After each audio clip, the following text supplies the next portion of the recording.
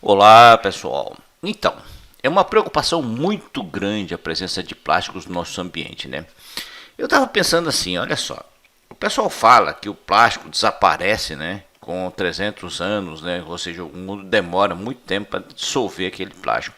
Mas a pergunta minha que eu tenho dúvida é assim, né? O plástico some, então vamos supor, você pega uma sacolinha de plástico, coloca ali no local, daí 300 anos ela não está lá mais. Mas a pergunta básica é aquela, né? O que aconteceu com ela? Ela desapareceu? Ela quebrou em pedacinhos pequenos que nós não conseguimos ver? Ela separou em moléculas menores e nós não conseguimos ver, né? E essas moléculas menores que apareceram são tóxicas? E esses plásticos que nós colocamos no mercado, microplásticos, nanoplásticos que nós quebramos com o processamento, com a fabricação, né? Hoje nós sabemos que esses plásticos, micro e nanoplásticos, eles são tóxicos. Foi encontrado, a última vez que eu vi, foi encontrado na placenta de meninas grávidas, né? Isso é altamente preocupante, porque são moléculas exógenas, são estruturas exógenas que são evidentemente pró-inflamatórias, né? E pensa assim, aquele plástico é feito com o quê? Com derivado do petróleo. Então, aquelas moléculas vão demorar quanto tempo para desaparecer? Essa é a minha preocupação, mas o que a gente está fazendo, né? A gente está fazendo esses plásticos, colocando no ambiente, imaginando que a gente está destruindo eles, né?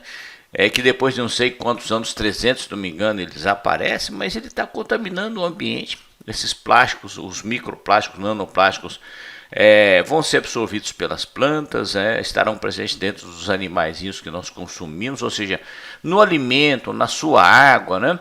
Ou mesmo no produto que foi invasado, ele solta partículas pequenas. Então você tem os peixes também, os animais todos contaminados com microplásticos.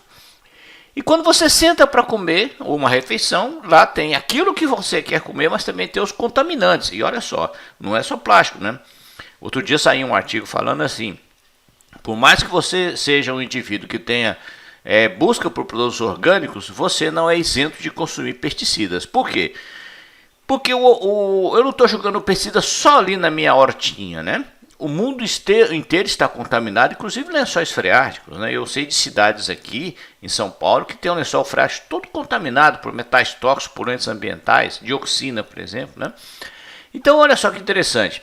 Quando você ingere esses produtos, né, ele vai causar uma toxicidade. Você aumenta seu risco de câncer, você gera um status pró-inflamatório, uma toxicidade reprodutiva, uma toxicidade digestiva e uma toxicidade hepática. Então, esses microplásticos estão na natureza.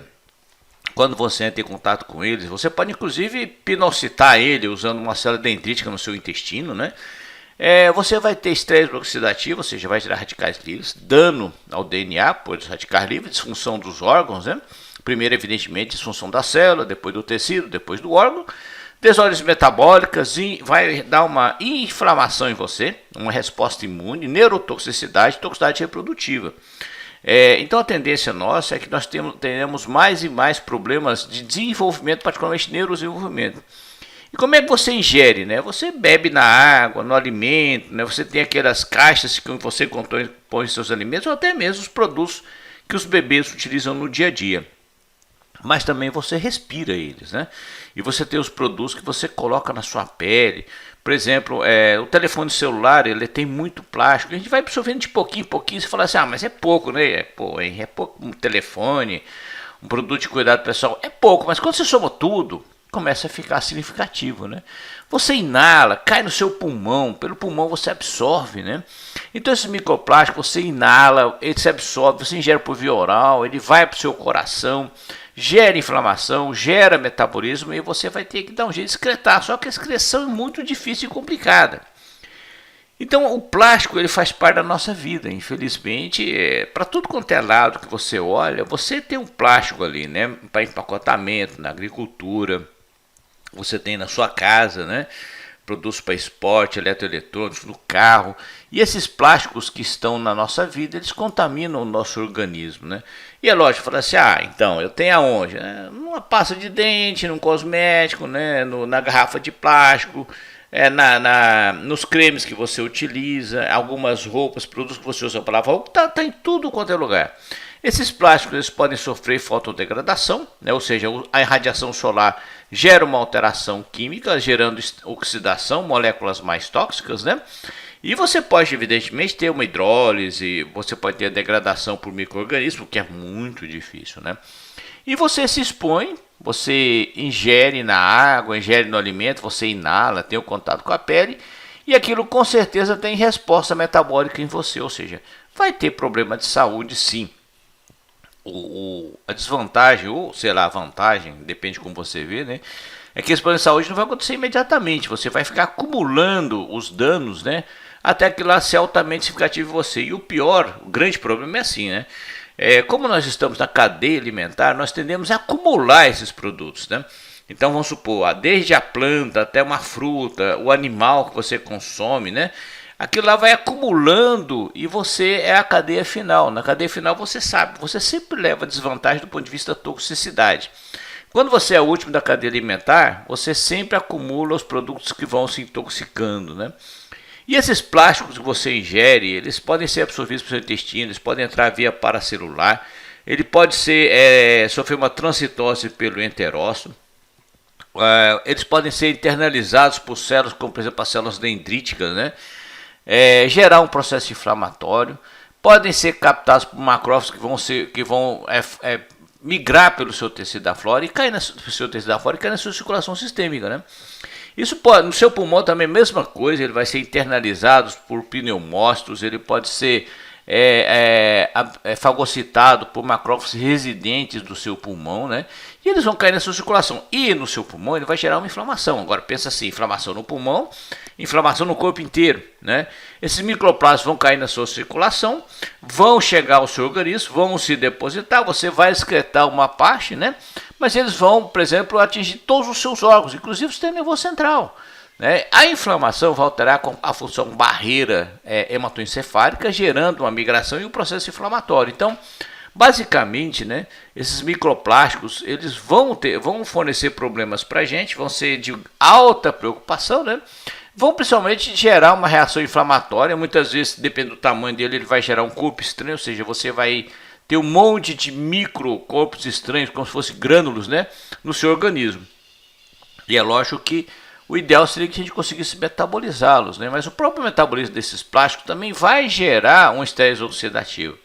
A excreção já é mais complicada. As moléculas, os plásticos grandes você vai excretar nas fezes quando você ingerir, né? Mas basicamente você vai ter que metabolizar no fígado, você vai ter que eliminar pelo rim, o seu pâncreas também metaboliza, porém em quantidade muito pequena, né? Porque são partículas de baixa reatividade. E o plástico ele é feito exatamente por isso, né? Para ter uma baixa reatividade para você usar, por exemplo, para empacotar tudo quanto é coisa nessa vida, né? E aí você ingere, se contamina, esses plásticos caem na sua circulação sanguínea, né? E aí você tem um processo inflamatório, ou que venha pelo seu intestino, ou que venha pelo seu pulmão. E aquilo lá vai refletir em você, né?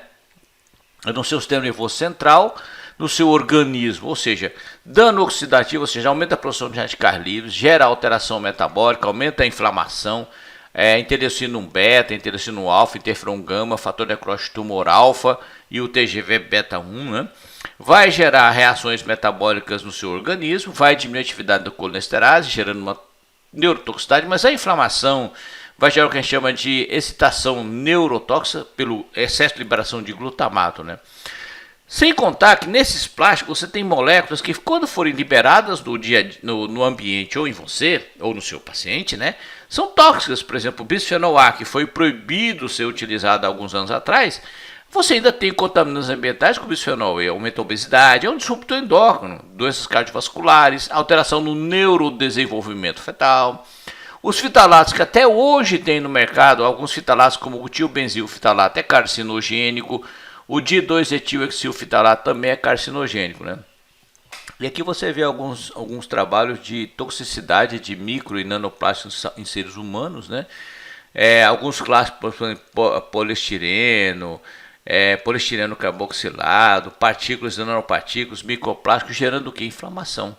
A maior parte gera inflamação, né? Gera também estresse oxidativo. Então, olha só, e altera a homeostase metabólica, por exemplo, alterando o metabolismo de aminoácidos, né?